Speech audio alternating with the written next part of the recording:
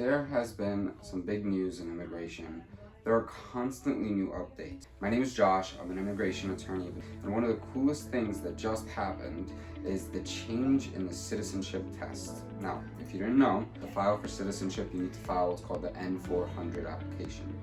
Throughout the process, at some point, you're going to be interviewed, and during that interview, you have to be able to prove that you can speak, read, write English, and that you can pass what's called a Civics test. Now, there was a huge controversy because they had decided to change the citizenship test in 2008, which was the original exam.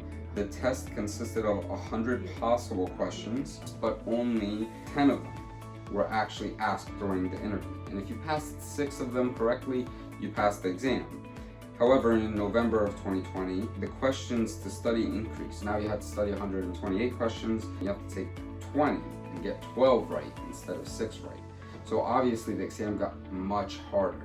And a lot of pushback was provided by the immigration community. They said it was unfair, that they're changing it all of a sudden, that no one had time to study for the new exam. But there was a change. In February, President Biden signed the executive order on restoring faith in our legal immigration system and strengthening integration and inclusion efforts for new Americans. It's a long title, but it did a lot of good.